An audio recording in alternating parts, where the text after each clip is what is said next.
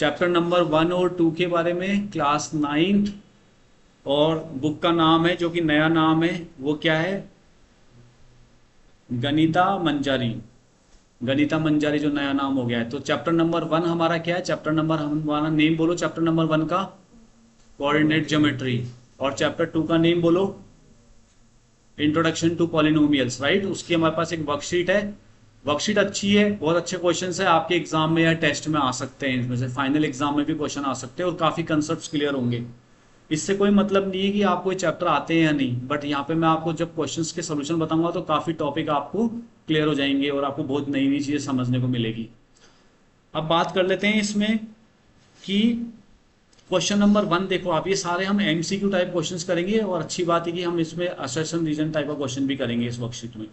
तो सबसे पहले स्टार्ट करते हैं क्वेश्चन नंबर 1। क्वेश्चन नंबर 1 में लिखा है पार्ट फर्स्ट में, the perpendicular distance of the point 7,4 from y axis is.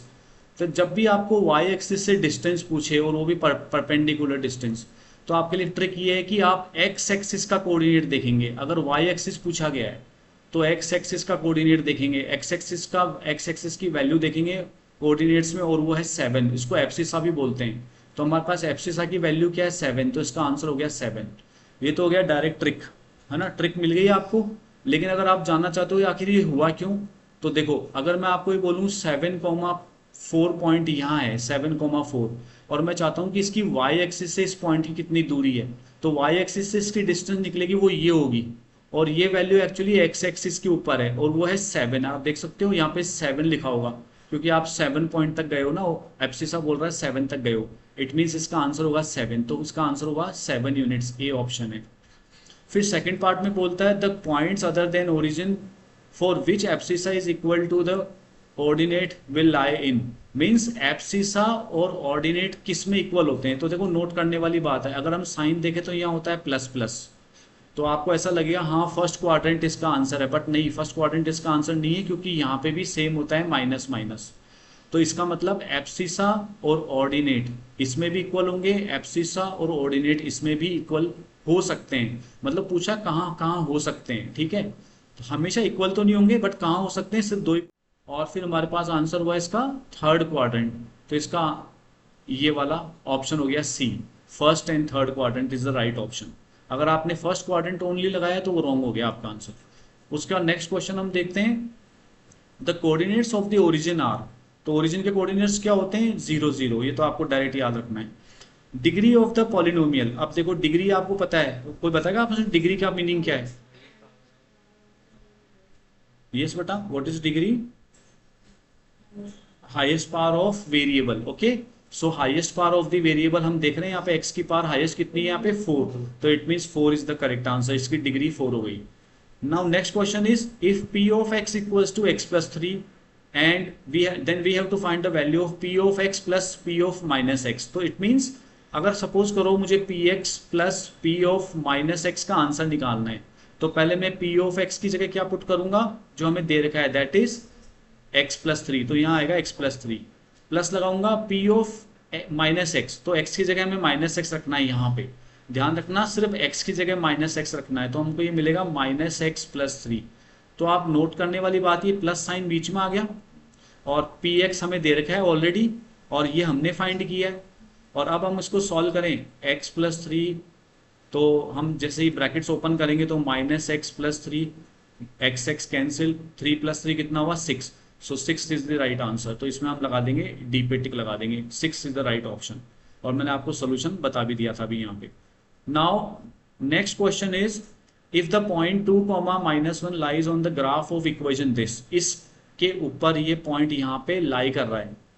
तो जब लाई करता है कोई भी, ये कोऑर्डिनेट सिस्टम का, कोऑर्डिनेट ज्योमेट्री का रूल है, अगर कोई भी पॉइंट लाई करता है, ये वर्ड दिखे आपको लाइज, है ना। तो लाइज का मतलब होता है ये जो फर्स्ट वैल्यू है, जिसको हम ऑर्डिनेट एब्सिसा भी बोलते हैं, ये एब्सिसा जाएगा x की जगह, मीन्स ये x की वैल्यू है, और ये जाएगा y की जगह, ठीक है। तो इट मीन्स x की वैल्यू कितनी है यहाँ पे? 2, y की वैल्यू कितनी है? -1। वो हम इसमें पुट करेंगे। पहले हम इस इक्वेशन को लिखेंगे 3x प्लस के वाई इक्वल्स टू 4। x की वैल्यू कितनी पुट करनी है हमें? 2।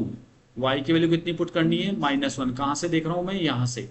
और फिर हम यहाँ पुट करेंगे x की जगह 2 और y की जगह -1, तो हम देखते हैं 6 माइनस के इक्वस टू 4 माइनस के इक्वस टू 4, ये -6 हो जाएगा, मीन्स -2 कैंसिल हुआ, तो k की वैल्यू क्या आई 2, तो इट मीन्स k की वैल्यू यहाँ पे होगी A2। ये मैंने आपको सोल्यूशन बताया अभी इसका। Now next part is the point. अच्छा, ये असर्शन रीजन क्वेश्चन आ गया बच्चों, ध्यान से सुनो। असर्शन रीजन में पहले क्या ट्रिक होती है, पहले आप यहाँ पे राइट या रॉन्ग लगाओ, इनमें से कोई एक सेलेक्ट करो। ये तरीका होता है असर्शन रीजन क्वेश्चन करने का, पहले राइट और रॉन्ग पता करो। तो देखते हैं ये राइट है या रॉन्ग है। The point 0,5 does not lie in any quadrant. तो देखते हैं 0,5, 0,5 होगा, 0 ये रहा, 5 यहाँ कहीं होगा, मीन्स ये हमारा पॉइंट है 0,5। क्या ये किसी क्वाड्रेंट में है? ना तो ये फर्स्ट में और ना ये सेकंड में, ये वाला पॉइंट। तो किसी क्वाड्रेंट में नो, तो इस किसी क्वाड्रेंट में नहीं। तो क्या ये सही बोल रहा है कि the point does not lie in any quadrant? ये सही बोल रहा है, हाँ, तो इट मीन्स ये राइट हो गया, तो हम इस पर राइट लगा देंगे। ओके, फिर हमें पता करना है कि ये राइट है या रॉन्ग है। The point a point x, y lie in a quadrant only if x is greater than 0, y is greater than 0। ये बोलता है कि ये जो पॉइंट है x, y, ये किसी क्वाड्रेंट में होगा अगर x की वैल्यू 0 से बड़ी हो, y की वैल्यू 0 से बड़ी हो। तो देखते हैं, सपोज करो आपके पॉइंट्स है 2,4, तो क्या ये किसी क्वाड्रेंट में है? हाँ, कौन से क्वाड्रेंट में है ये पॉइंट? फर्स्ट क्वाड्रेंट में। तो क्या ये दोनों वैल्यू x और y से बड़ी, 0 से बड़ी है? क्या दोनों वैल्यू 0 से बड़ी है? हाँ, ये दोनों वैल्यू 0 से बड़ी है, x भी और y दोनों 0 से बड़ा है। तो इट मीन्स ये लग रहा है कि यार सही बोल रहा है ये, बट वेट, ये भी तो किसी क्वाड्रेंट में हो सकता है। कौन से क्वाड्रेंट में ये पॉइंट? थर्ड में। क्या ये दोनों वैल्यू 0 से बड़ी है? x और y 0 से बड़ा है? नो, ये तो माइनस में है वैल्यूज, तो ये तो 0 से छोटी है। लेकिन वो बोलता है कि किसी क्वाड्रेंट में तब होगा जब वैल्यू x और y हमेशा ही 0 से बड़ी हो। ओनली मीन्स हमेशा, ऑलवेज नहीं, लेकिन ऐसा नहीं हुआ ना, तो इट मीन्स ये रॉन्ग हो गया। और जैसे ही अगर कोई भी आपको रॉन्ग मिलता है, कोई भी अगर आपको रॉन्ग मिलता है, तो आपका फायदा क्या है? अगर आपको असर्शन राइट मिला और एक रॉन्ग मिल गया, तो आपकी ये दोनों तो पक्का आंसर नहीं होंगे। अब आपको देखना असर्शन किस में राइट है, ये रहा असर्शन इज ट्रू, और रीजन किस में रॉन्ग है, ये रहा रीजन इज फॉल्स। तो आपका सी ऑप्शन हो गया answer. Next is last question, इस क्लास का लास्ट क्वेश्चन लेते हैं। फिर से असर्शन रीजन आ गया, देखते हैं राइट है या रॉन्ग है, सेलेक्ट करेंगे। Okay, a monomial has only one term. क्या मोनोमियल में एक ही टर्म होती है? यस, मोनोमियल में सिंगल टर्म होती है, बाइनोमियल में 2 टर्म्स होती है, ट्राइनोमियल में 3 टर्म्स होती है, तो मोनोमियल में एक ही टर्म होती है, सिंगल टर्म। तो इसका मतलब सही है ये, तो इसमें मैं लगा दूंगा राइट का साइन, ये सही बोल रहा है। अब देखते हैं आगे क्या बोलता है, इसको चेक करते हैं सही बोलता है या नहीं। Every monomial is a linear polynomial. Her monomial जब भी मैं लिखूंगा वो लीनियर होगा, तो क्या ये लीनियर है? हाँ, और मोनोमियल भी है, यस। तो ऐसा लग रहा है कि हमेशा मोनोमियल लीनियर होगा, नहीं। अगर मैं ऐसे लिख दूं तो सबसे पहले बताओ, क्या ये मोनोमियल है? क्या ये मोनोमियल है? यस। बट क्या ये लीनियर है? नो। कौन सा है ये? क्वाड्रेटिक है ये।